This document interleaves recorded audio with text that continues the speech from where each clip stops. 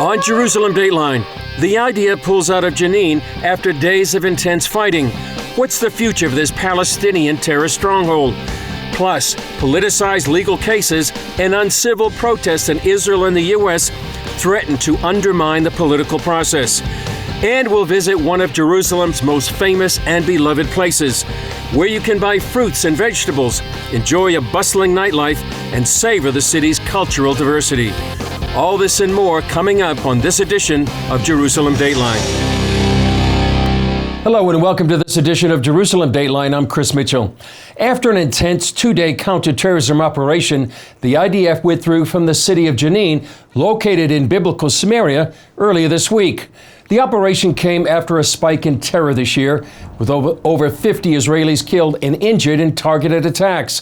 The IDF had been making arrests and nightly raids, but Jenin continues to be a headquarters for multiple terror groups. Israeli Prime Minister Netanyahu promised further military action when necessary. This is a sign of our next steps. This is just the first step. It's not, by no means, the last action that we will take. We will do what we can from the ground, from the air, with superb intelligence. We will do what we can to fight the terrorists. They shall have no safe haven. I spoke with Reserve Lieutenant Colonel Jonathan Conricus from the Israel Defense and Security Forum about the operation. Jonathan Conricus, thanks for joining us. Tell us your assessment of the recent counterterrorism raid there in Jenin. Well, Chris, the IDF has been operating in northern Samaria for over a year and a half, almost daily and nightly raids into those territories against Palestinian terror.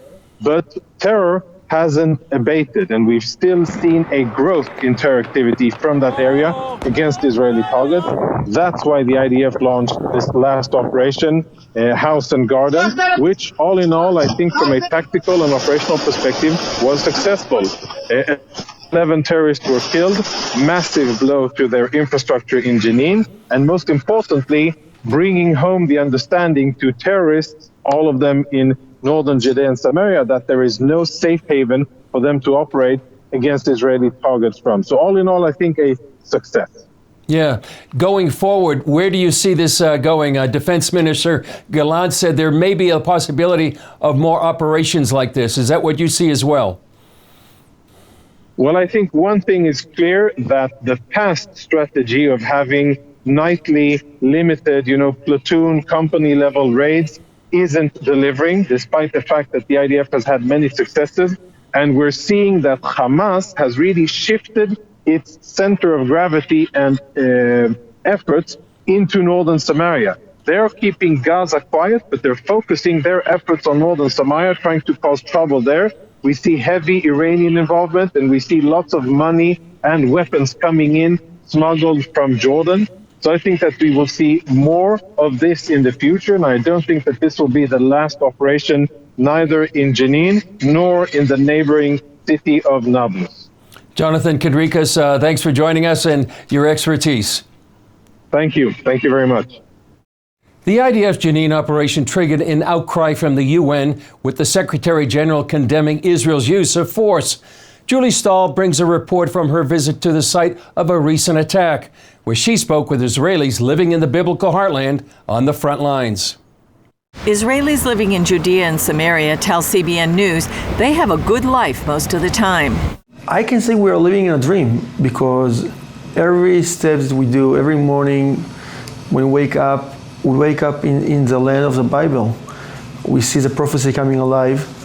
And like those times, we have challenges here. Recently, especially over the last 2 weeks, those challenges include an increase in terror attacks. Much of the world calls this territory the West Bank, although in the Bible, God gave it to the tribe of Benjamin. Israel Gantz, head of the Binyamin Regional Council here, says this time is no different from any other in Jewish history. In the last 2 weeks, only in Binyamin, we had 200 terror attacks. I mean, we had 5 shooting terror attacks, and we have 200 stoning, a Molotov cocktail. Of course, you heard about the terrible terror attack that we had 2 weeks ago in a gas station near Eli. The gas station and the hummus restaurant behind me are the site of one of the most recent terror attacks against Israelis in Judea and Samaria. 2 terrorists murdered 4 Israeli men, and one of them was an employee of Hummus Eliyahu. So I called up my son Eitan, who works here at Hummus Eliyahu, and he didn't answer his phone. I think it was maybe a minute and a half, but it was the longest minute and a half of my life. And when he finally answered, I realized that he's okay, but someone else was killed. Eliana Passantine, a mother of 8, lives here and works for the regional council. While her 15-year-old son Eitan survived the attack, his friend Alicia did not. On one hand, I'm so grateful he's okay and alive, but we lost a lot of good people here. It was a warm and pleasant afternoon. 2 terrorists arrived here in a stolen car with yellow Israeli plates. They opened fire just in front of the hummus restaurant with 2 M16 rifles. Restaurant owner Aviad Gizbar was away on reserve duty when the attack happened. It was our fortune that the place was empty. 10 minutes earlier, the place was bursting with a party. There by the flag of Eli, the terrorists got out of the car. I was inside. I heard shooting and looked. 19-year-old Elkana Sadia was managing the restaurant that day. I saw Nachman here, Elisha, and Masood. Then the first paramedic arrived to assess the situation inside. Sadia showed us where some of the bullets hit and how they penetrated into the restaurant. I was standing here behind the counter preparing hummus, so I crouched down here. Gizbar told us there hasn't been a deadly terror attack in the area of Eli for 20 years. It's sad. I'm really sad all the time, but now we have a different task: to try to go forward as much as possible. Gantz believes Israel must never give in to terrorism and supports military operations like the one in Jenin. We have to defeat the terror. For me, the operation in Jenin is only the beginning. I'm sure it will be continuous for this process. He says he can feel the prayers and support of people around the world.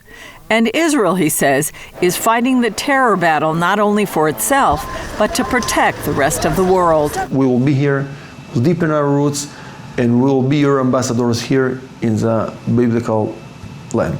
Julie Stahl, Benjamin Region, Samaria.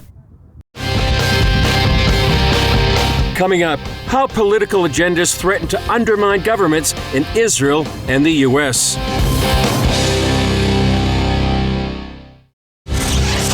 There are new developments in the legal case against Prime Minister Netanyahu. The judges overseeing his corruption trial said the charges would be difficult to prove. They also advised that for the sake of the country, the lawyers should reach a plea agreement. Paul Strand interviewed Middle East analyst John Wagi recently about what may lie ahead. John, what is this years-long legal odyssey to prosecute Netanyahu really all about? Well, it really is all about prosecuting Netanyahu, but that's against a backdrop of politics that's been going on ever since Netanyahu first became a prime minister almost 30 years ago. And basically what it is, this judicial reform that he campaigned on, is something that changes the whole balance of power. And the left is very concerned that with Netanyahu winning election after election, even when he's indicted, that this is going to go on in perpetuity, and now he's got the religious parties joining him. So judicial reform could mean the end of them winning elections in the country. And so they've got to get Netanyahu out. That's the basic thinking there.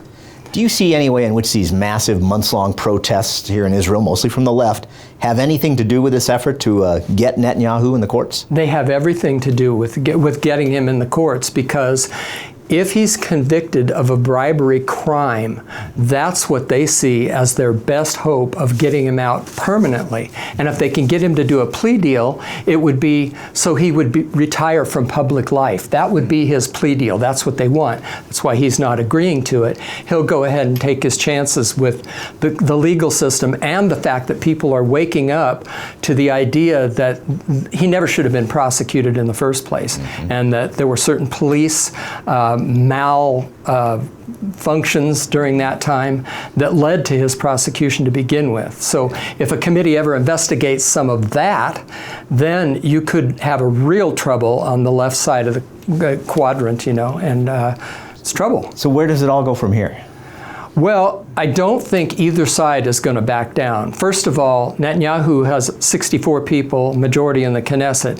Secondly, the left is not going to give up on the idea of prosecuting him. They've already said they're not going to. So they're going to push it till the end, hoping against hope that he's convicted of a crime.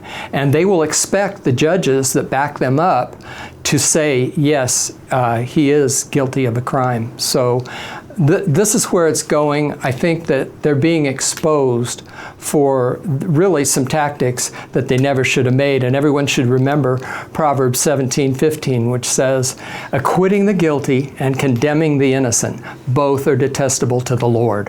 That's something for everyone to keep in mind as this goes forward. Well, thanks, John Wagi, CBN News Middle East analyst.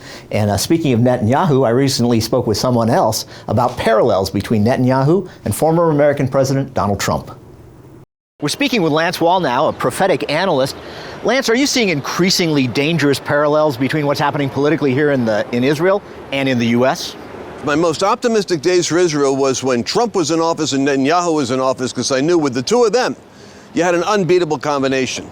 Then when Trump wasn't in office and Netanyahu was on the ropes constantly, you know what amazes me? The Jerusalem Post, I'm reading a Jerusalem Post article. The whole nation should boycott Netanyahu, remove him from office, yank him from office. Why would you do that? That shows the degree of division you've got. It's just like the United States. We have peace. We have the Abraham Accords with Donald Trump. We have record, low inflation, high employment. We have China behaving itself. We got Russia trying to get on a good relationship with America. And what do? We vilify Trump. We want to put him in jail. We want to get rid of him. We smear him as a criminal, and it's constant conspiracies, and they're all proven to be politically motivated. You've got the same thing going on. It's the parallels are so amazing. Are we seeing a new global balance of power shaping up? Remember Nixon years ago? He knew you have to keep Russia and China kind of at parity. You don't want them ever coming together. So he would do détente with one side, and it would provoke the other side to want to have détente with America. We were always trying to separate them. The Biden administration has figured out a strategy to unite Russia and China together, so that together they could say, well, who are you friends with? Well, I'm friends with Iran. Well, maybe you can help introduce me to your friends. Now we have China brokering a deal between Saudi Arabia and Iran. Now that's not good for Israel. I guarantee that's not good for the world, because that means that Saudis are going to go a little cool on supporting Israel in the event that there's a hostility between Iran, which wants a nuclear weapon for the purpose of destroying Israel. But then you got Syria coming in. Syria is getting along now with Iran and with Saudi. It's like everybody's unifying because Biden and the State Department, I don't credit it, it's not his fault. It's always his staff that you got to look at. He's getting his directions from the Obama administration. And they are all in on the Ukraine. Do you know what the Ukraine thing is with Russia? Really, I'm not going to try to defend Putin. I'm not trying to defend him. But here's the issue. He's been saying in 20 speeches, the West has lost its rocker. It's off on transgenderism. It's off on gays. It's off on pushing their stinking agenda for environmentalism. They want an empire, beginning with Davos, the World Economic Forum, the European Union. They want a global power that would isolate my aspirations for Russia. Russia has an Orthodox Christian background. It's got a different set of conservative values. We do not embrace the West with its LGBTQ values or even its BLM racism. We actually don't want that in our country. You're exporting it around the world. This is more a cultural civil war between the West and Russia, and now the East. But they all agree on killing economic power. This is the real danger. It's not cultural. People go, oh, you with your Christian values. It comes down to money. Now you've got the American dollar being taken away. Now Saudi Arabia wants to trade with China in yuans. The yuan's a terrible currency. No one really wants to work with the yuan, but they so hate the control of the United States sanctions with money, especially with a woke cultural virus. They hate us twice as much because our woke virus makes us look decadent and depraved, and our use of financial sanctions make us look like a bully owning the bank. Now they're going to dismantle the bank and dismantle the cultural influence of the West at the same time. It's a horrendous thing to watch. All right, well, thank you so much, Lance Wallnow, prophetic analyst. I'm Paul Strand, CBN News Jerusalem. Up next, we'll take a tour of one of the liveliest places in Jerusalem, and it's bustling.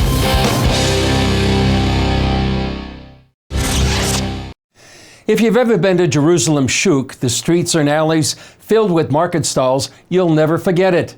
It seems like you can find anything you might want. There's something very timeless about it. Here's a wonderful story from a few years ago when Scott Ross and his wife Nedra checked it out. Mahane Yehuda, the camp of Judah, known as the Shuk in Hebrew. It's Jerusalem's most famous market, and like so many other places in the city, there's nothing ordinary about it. Here we are in the city of Jerusalem. Absolutely. About to cross a very well-known, historically known, Jaffa Road. About a mile and a half down the road is the old city's Jaffa Gate. In the late 1800s, a few brave Jews established homes here, a long way from the protection of the city walls. Today you would never even imagine such a thing, but when they moved out of the old city, they were moving to these secured kind of neighborhoods. And that's why the name of the market is called Mahane Yehuda. It's named after that neighborhood that was built in 1887. Jaffa Road connects Jerusalem to the Mediterranean seaport at Jaffa, considered by some the oldest harbor in the world. Who would have been on this road in the recent history? Someone like General Allenby, when he came and conquered this from the Ottomans, 1917. Theodore Herzl came down this road. But when we think really old, really ancient, do you realize that the cedars from Lebanon that were imported by David and then Solomon, they had to come from Jaffa into Jerusalem. Now, we don't know exactly the route they took, but this was the main artery. It certainly hasn't disappeared off the face of the earth. It's had a transformation. Now it's a pedestrian mall with a beautiful European light rail going through it. My wife Nedra and I joined Hannah Ben Haim on a walk through the Shuk on a busy Friday as shoppers prepared for the Sabbath. It's Shabbat, and we have to buy challah. Challah is the braided Shabbat bread, and it comes in several different styles. One is sweeter than the other. Do we want it with raisins and sweet, or do we want it without raisins? Okay, we want the tzimukim. And traditionally, you would buy two of them, because on the Friday, when the children of Israel were in the desert, they always had a double portion, right? Let's go find some olives. One spicy olive. That's good and spicy. Of course, the olive is part of the symbol of Israel. Yeah. But aren't these delicious? They're good. So let's keep going down. Look at, isn't it beautiful? Look at everything. Look at this. And they're organic. Dozens of countries and cultures are represented in the Shuk, brought here by Jews returning to the land from more than 100 countries. An Iranian Jew started a spice shop in Jerusalem in 1953 and later moved here to the Shuk. Today his grandsons still run the shop. All the mixes is the same, like the grandfather. Everything I grind here. So 3 generations mixing spices and selling spices here in Jerusalem from Iran. An estimated 200,000 people visit the Shuk each week. Rich and poor, young and old, religious and secular, as well as Jews and Arabs shop in the market. But it's had its share of tragedy too. Yeah. Well, this is what I came to show you. That says remember, to remember. July 30, 1997. Suicide bombers killed 16 people here and wounded almost 200. Terror attacks in the market virtually destroyed business, so the municipality reinvented the Shuk to make it one of the trendiest places in the city. How are we going to encourage people to come back here? So the new floors and the new ceilings, and even though it doesn't look very brand new to you, and also the openness to so many different other kinds of shops and restaurants, bistros, even nightlife is here. It's obviously been very successful. So you see, all things work together for good. This tragedy brought new life. One religious Jew summed up the Shuk for us. He said, if you want to talk to God, go to the Western Wall. But if you want to see God at work, go to the Shuk. And that's exactly what we saw. Scott Ross at Mahane Yehuda Market in Jerusalem. Still ahead, the Mahane Yehuda Market, known as the Shuk, celebrates a milestone birthday.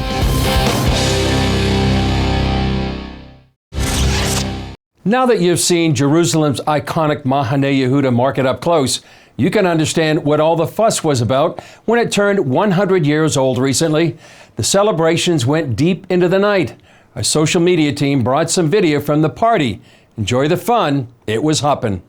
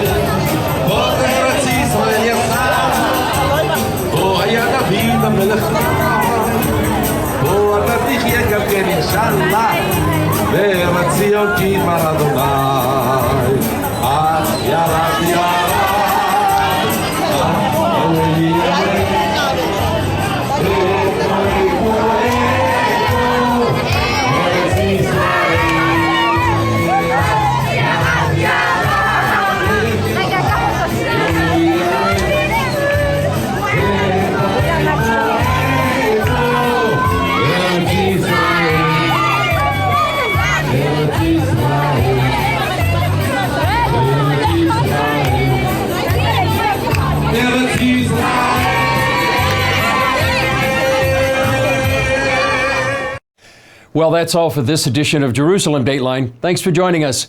I'm Chris Mitchell. We'll see you next time.